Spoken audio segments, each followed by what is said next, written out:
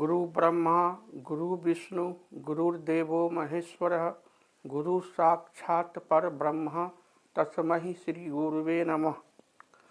My dear disciplined and dedicated students, I am with you since 21 days with my crash course English. This crash course is very useful for the examining candidate of 12th and 10th of all state boards of our country, India. This English crash course is also useful for those who have keen interest to get knowledge in English language. We all know that English is an international language. English is a global language. In the modern era of internet and the modern era of science and technology, English language is compulsory for all, from childhood to youth and to the old age. All age persons are very needy to get acquired knowledge of English. Without knowledge of English, a lot of things we will miss in the century 21st. You are living in 21st century, and 21st century is full of science and technology. All the matters are visualized through internet, and internet is totally dependent on English language. Today in this video I will teach you about consonant sound. In the last video I had taught you about vowel sound. The students of 10th and 12th in their previous classes, in classes 5, 4 or 3, 6, 7, 8, you have learnt about vowel letter and consonant letter. All of you understand that A, E, I, O, U, these 5 letters are vowel letters. Except these 5 vowel letters, rest 21 letters are consonant letters from B to Z. But I draw your attention on vowel sound, not vowel letter. I draw your attention on consonant sound, not consonant letter. My dear students, I have requested you at the time of your self-study, if you read English book or English grammar or English translation, please keep beside a book of Hindi grammar also, because many terms are related with Hindi grammar. If you will study Hindi grammar, it will be very easy to understand you what is telling the definition in English. Today I shall teach you about vowel letters of Hindi alphabet and consonant letters of Hindi alphabet. Then you will follow easily what is consonant sound and what is vowel sound. In the last video, I have already taught you about vowel sound. That letters which is that first letter which is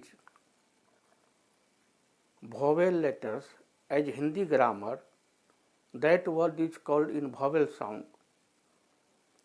Today I will teach you consonant sound.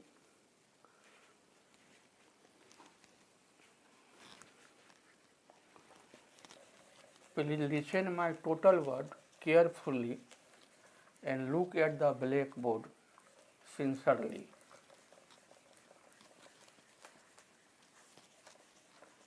English is very easy because it is a global language. English is spoken throughout the world because it is very easy language.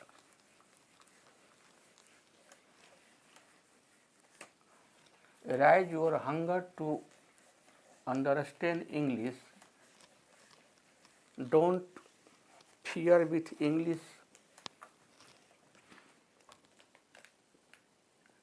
तो मैं आप लोगों को पहले आज कुछ देर के लिए हिंदी व्याकरण पर ले जाता हूँ।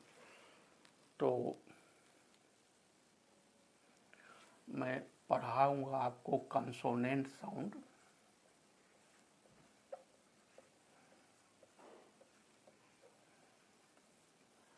यानी कि व्यंजन ध्वनि मैं आपको यहीं पर ला रहा हूँ। थोड़ी देर के लिए आप चले जाइए हिंदी वर्णमाला पर।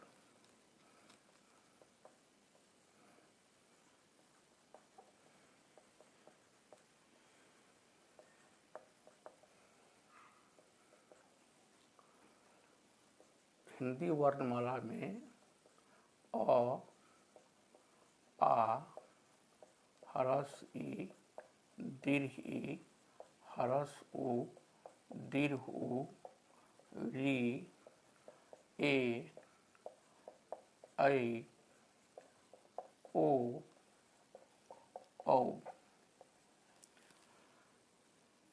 1 2 3 4 5 6 7 8 9 10 11। ये 11 क्या है?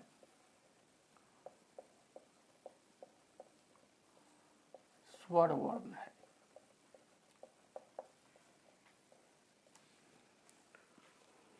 इसके बारे में हम आपको अल्फ़ाबेट में बतलाए हुए हैं। हमारे पिछले वीडियो का आप चेक कीजिएगा, आपको मिल जाएगा स्वर और व्यंजन की परिभाषा। और व्यंजन वर्ण कौन कौन है?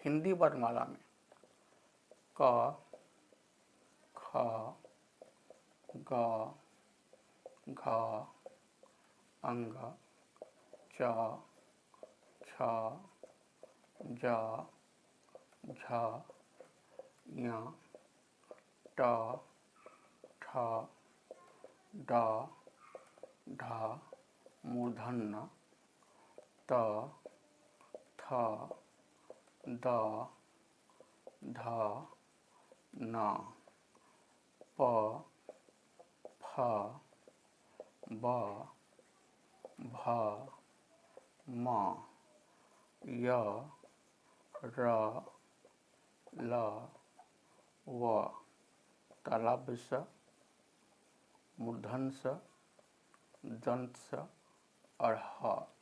ये यहाँ से लेकर के यहाँ तक, यहाँ से लेकर के यहाँ तक 5 5 10 5 15 5 20 5 25 4 29 4 33 है न, 33 है व्यंजन वर्ण।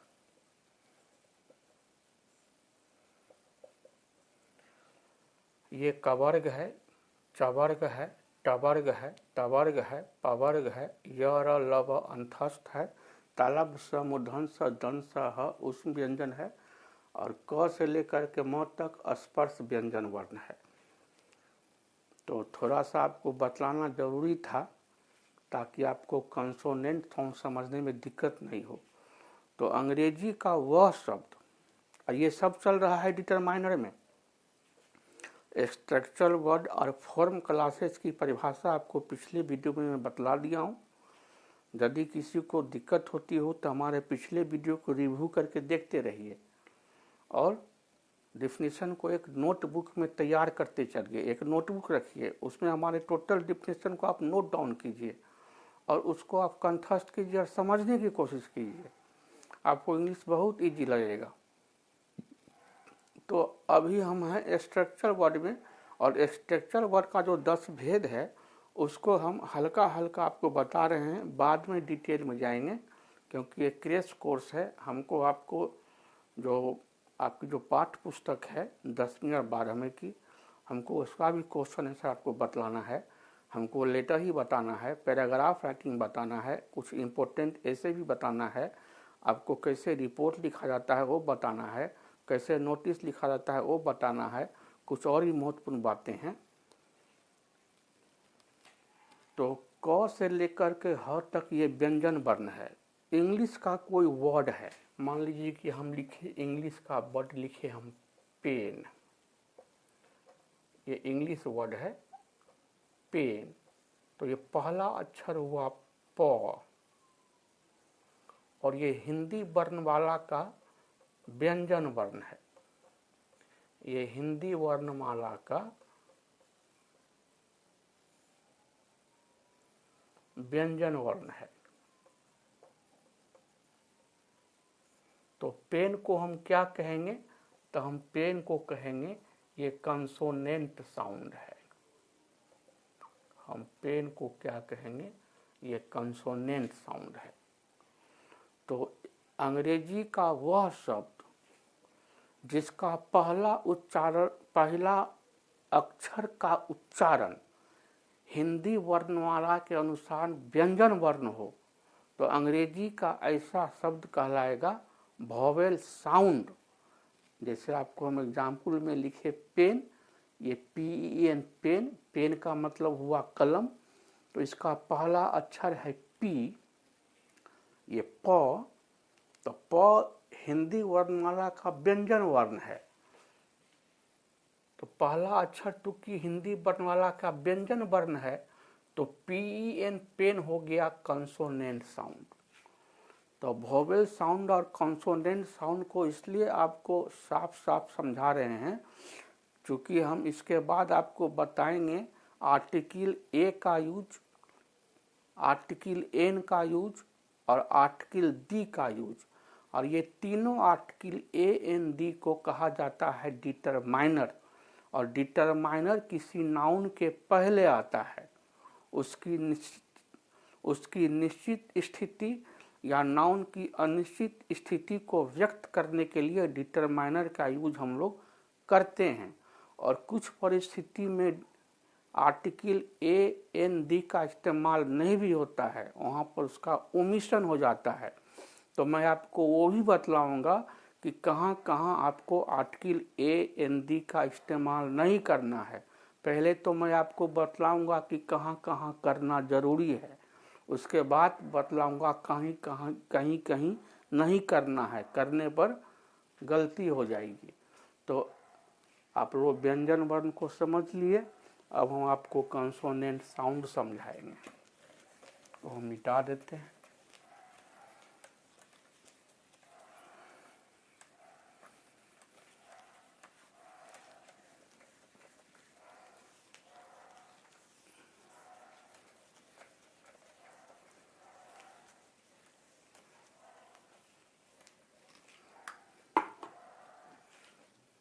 तो कंसोनेंट साउंड हम किसको कहेंगे,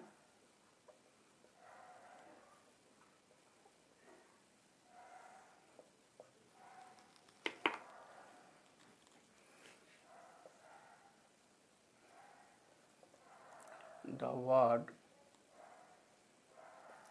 whose first letter is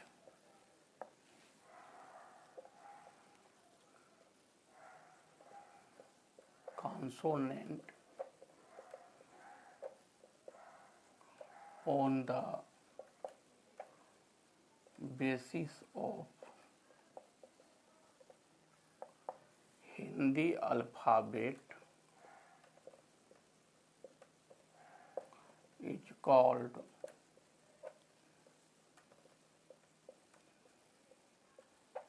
consonant sound।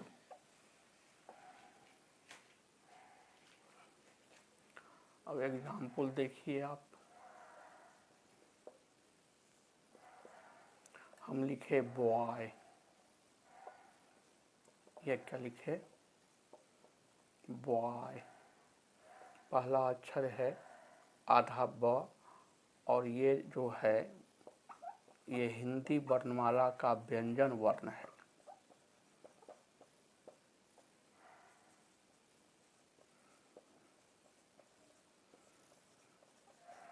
तो ये बॉय मेरा क्या हो गया, इसको हम कहेंगे, ये बॉय जो है ये कंसोनेंट साउंड का वर्ड है।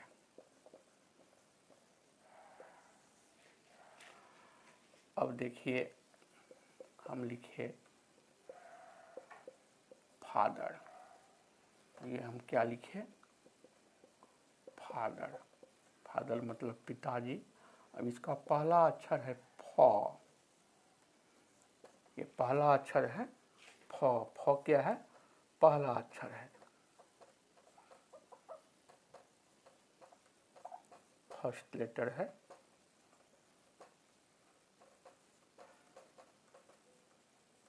और ये फ जो है ये हिंदी वर्णमाला का व्यंजन वर्ण है।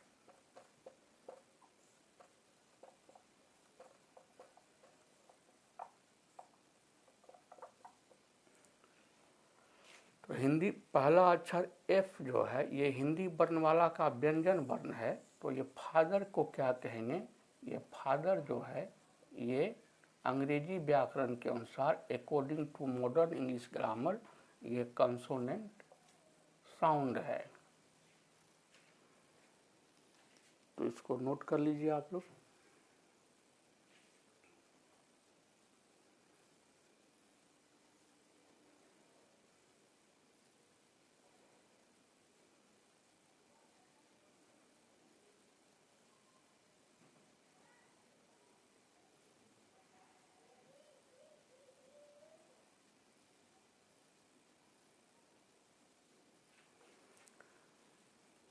मुझे उम्मीद है कि अब आप लोग वोवेल साउंड और कंसोनेंट साउंड को अच्छी तरह से समझ गए होइएगा।